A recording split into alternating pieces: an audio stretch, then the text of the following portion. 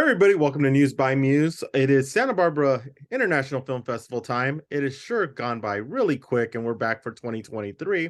And we have a great documentary about Karen Carpenter called Karen Carpenter Starving for Perfection. We have producer and writer Randy Schmidt. Randy, what was it since this past Saturday was the 40th anniversary of Karen's passing? What was it about it developing a new documentary, because there has been a few about her, and doing something different than what has done in the past? There have been several documentaries on the Carpenters and on Karen over the last few years, but I don't think any of them have really told the full story of her, combining both the musical legacy and, of course, the tragedy that took her from us.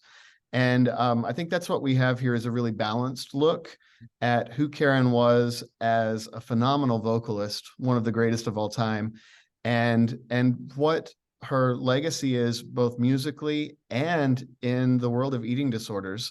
I think for a while after Karen died, she was kind of seen as the poster child for anorexia. People hadn't really heard of it before her. And so it sort of took away from people focusing on her talents, because they kind of just remembered her as that 70s singer who died from this horrible eating disorder. And over the years since then, really kind of started in the early 1990s, where there were various renaissances of Carpenter's music and reassessments and tribute albums and different things like that that have brought awareness again to her music. And this just came together. Really, we didn't plan it to coincide with the anniversary, which is kind of unusual because it's falling like right into the same month and time. But we had planned to do this documentary. We were planning to be finished with it back in 2020. And we all know what happened there. And so things were delayed, and just the natural course of time and the way things fell into place with this, it ended up being ready right around the end of this past year, and ready for film festivals now here at the start of 2023. Yeah. And during that time, since you had it ready in 2020, did you go back into it and look and see, try and get more interviews, try and get some different looks to add into it before this release? Yeah, absolutely.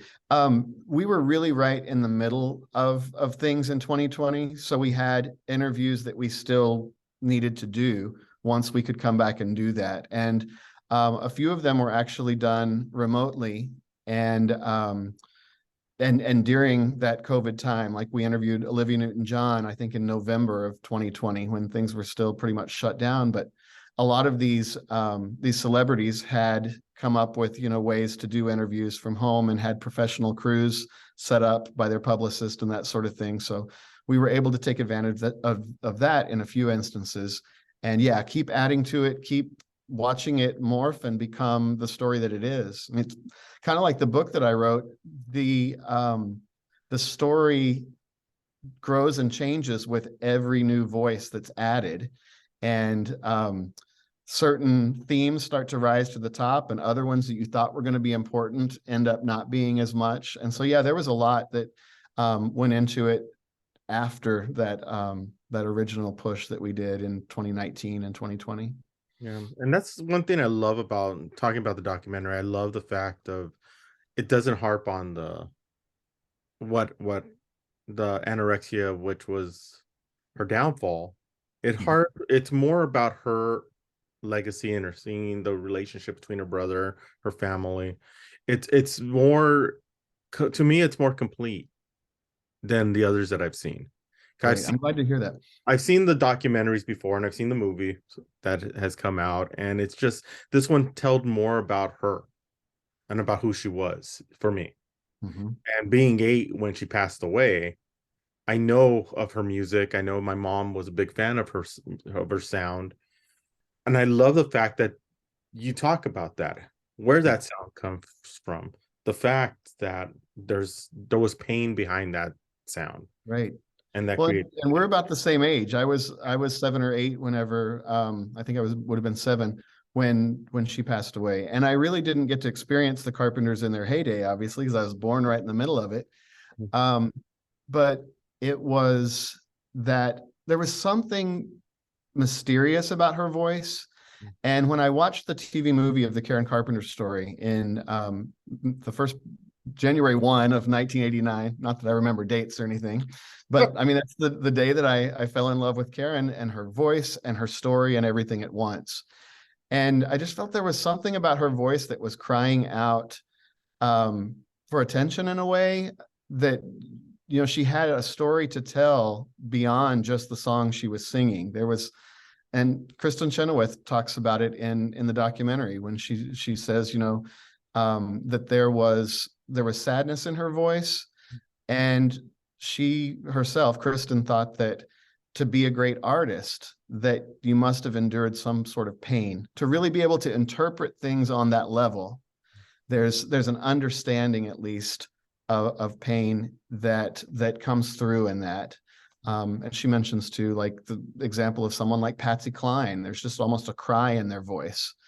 And I clued into that as a teenager and was really excited to, you know, listen to everything that she ever recorded. And I was in the library the next day after the movie and researching Old People magazine articles, and never with the intention of doing a book or a documentary, obviously, at that point, but I just wanted to figure out everything that I had missed firsthand, and it kind of set me off on an investigatory journey, I guess you could say. Yeah, and I still have the records lying around, the original records that my mom had purchased. Yeah. And you listen to the music now, and it's just, you wonder, and you sit back and you wonder, what would it have been like if she was still alive? Like, all right, all the songs she could have done, and you know, she recorded, as you saw in the documentary, I'm sure, she recorded a solo album that ended up not being released until 16 years after her death. But this solo album was a chance for her to really spread her wings and do things like other female singers were doing at the time, because even at the Grammys and places like that, she was not considered for Female Vocalist of the Year or anything that would give her recognition as Karen Carpenter. And I think she wanted some recognition, or see if she could do something on her own apart from the Carpenters and that sound. And it's funny, there's a quote from Richard Carpenter many years ago where he apparently told Karen, "You've stolen the Carpenters sound." But as Olivia Newton-John has said, she was the Carpenters sound. I mean, obviously, Richard's arrangements and the way that he surrounded her voice, and I mean, that's incredibly beautiful, and that's part of that signature Carpenter sound, but it wouldn't happen without that voice. Yeah. And it's just a really, really special voice, and I'm glad that we were able to present a balanced story of both the musical legacy and her personal life.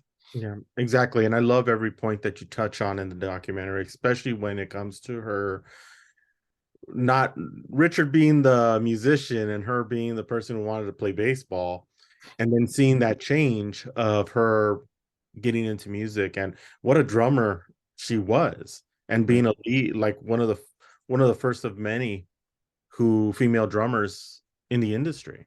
What was it about telling these stories and telling the things that a lot of people may not have known of her? Well, I think we were able to find unique ways to tell stories, even those that had been told before, because, you know, me being a diehard Carpenters fan and being in touch with a lot of Carpenters fans all around the world, I wanted to make sure there was something, you know, new and different, and new footage and new images that they hadn't seen. But I kept being reminded by my production team too, that we do still have to tell the story, even though we all know a lot of those things. We still have to tell that story, and we can't totally cater to the diehard fans who already know everything. And so I really looked for new ways to try and tell the old stories, if that makes sense. Like, speaking of the drumming, we were able to interview a guy by the name of Frankie Chavez. And when Karen got interested in band in high school, Frankie was the head of the drum line, and he had been kind of a child prodigy and played with a lot of jazz groups. He would be a featured soloist even when he was a little boy, because he was so fascinating to watch. And Karen saw Frankie play at different school events and things, and saw his name emblazoned across the bass drum head, and she wanted to do what he did. And he taught her the rudiments of drumming, and they worked a lot together on different time signatures and styles of playing. And then she ended up taking it so seriously that she went to a place in Hollywood called Drum City and took lessons. But tracked down, and I've been in touch with him before, but we tracked down Frankie, who lives in Sedona, Arizona, and we were able to interview him and get him playing examples of how he and Karen would do this or that, and the way that she was as a high schooler. It's pretty cool to hear him talk about her as that tomboy that he knew back in band class. Yeah, exactly. And that's and I think I want to kind of circle back into that and being local. Let's bring it a little bit local, because I think with her growing up in Downey, moving her family, moving and growing up in Downey, that it really bring closeness to a lot of fans, especially in the Southern California area, and really had that connection Right. with what she's done. And I love the fact that you show that in the documentary a little bit about being in Downey and the humbleness of the family. Yeah, the family moved to Downey back in 1963. Karen was 13. They had grown up in New Haven, Connecticut, and moved for several reasons. Part of it was that their father hated the winters up north. And the other part was that Richard was showing promise as a budding piano prodigy. And they thought that, being close to Hollywood or, Los Angeles would be the place to get him recognized. He was kind of seen as like a up and coming Liberace, a solo piano kind of thing. And then it was after moving to Downey that Karen started showing some promise musically. She not only got into choir in her school, but started playing first glockenspiel, the bells in the marching band. And Downey was home to them for many, many years. And I think everybody kind of knows where Downey is in LA, but there aren't that many necessarily famous people that have come from there. And so people sort of think of them as, a Downey family, and her as, there's even a song that's a tribute song somebody wrote called Downey Girl. And they could have, obviously, when they hit it big in the early 1970s, moved to Hollywood and gone Hollywood, as they say, but they chose to remain in Downey. And I think that shows that they definitely were sort of a humble existence, and they didn't want to be necessarily Hollywood, but they maybe didn't mind being the ones with the biggest house in Downey. Yeah. And people knew, at Halloween, you'd go to the Carpenter's house because they gave full-size candy bars, or you'd drive down that street to look at their Christmas decorations because they would have giant speakers outside playing music as people drove by. And it was just I think a very normal existence in that way. We obviously get into some of the family dynamics and some of the issues that ended up influencing Karen in the direction I think that she went. But overall, they were a very normal, to the outside looking family. One of the guys in our documentary says they were Ozzie and Harriet, but they had superstars. Yeah, exactly. And the one thing I do want to, as we start wrapping this up, the one thing I want to ask you is, especially with this documentary coming out as now, do you feel like when people see this documentary now, especially younger individuals, that we're going to see a resurgence again of, because everything comes in waves? Yeah. And will this start another resurgence of hearing Karen Carpenter to a new generation? I sure hope so. And it seems like every 5 or 10 years, something comes along that kind of pushes it out there into the world again. I was talking to somebody just a few days ago, and they said, is there anything that's even comparable to the Carpenters now? And the only thing I could think of is maybe Billie Eilish. She records with her brother. I think that's kind of an interesting thing. She's got a dark, melancholy kind of voice, sings a lot of sad love songs. And I can see people who are into even that kind of music, young people that are into her, looking back and going, this was the precursor to that. And this was the original. This is, And I think a lot of people look to Karen as the example of, for phrasing and intonation. It was long before auto tune and all of these things that, now anybody can, you can just speak something and they can make you sound, well, I don't know if I would say amazing, but they can make people who can't sing obviously sound like they can. And that was the thing with Karen. Her pitch is so spot on, and people have even analyzed it.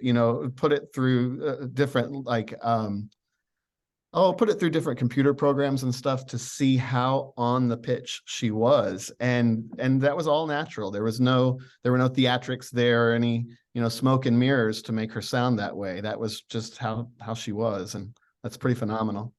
Awesome. The movie premieres this Friday at Santa Barbara at the film festival. Yes. Do you have plans to take it to other film festivals, bring it down here to Southern California anytime soon? I don't think we have anything in Southern California just yet, but we do have other festivals on the horizon. That will probably happen off and on throughout the year.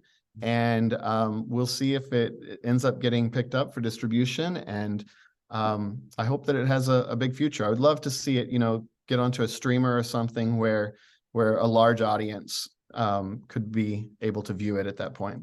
Exactly. And please tell us the details for Friday. Time. How could the people get their tickets to watch? I believe it's an unusual start time. I believe it's at 8:10 p.m., but I would direct people to the Santa Barbara International Film Festival site for that. But Friday the 10th at I think 8:10 p.m. And it repeats on Sunday morning, I believe at 11:20 a.m.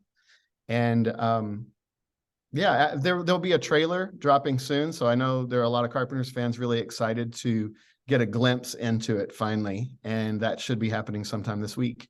Awesome. Sounds great. Thank you so much for stopping with us and talking about this documentary. I truly loved it. It got me to know more because like we said earlier, we were young when she passed away and during her largest hits. And we never got to experience. We experienced it, but not the way we would experience it now. Yeah, I was on the wrong end of that. Unfortunately, I wish I had been born maybe 10 years earlier. Yeah, but we got to experience her music, and it shows at her longevity and how great she was, because it has never died, and it keeps continuing. Her legacy is continuing for generations and generations to come. Randy, thank you so much for stopping with us. Really appreciate it. And we're looking forward to more people seeing your documentary soon. The pleasure is mine. Thank you so much. Thank you. And we'll see you next time here on Muse by Muse.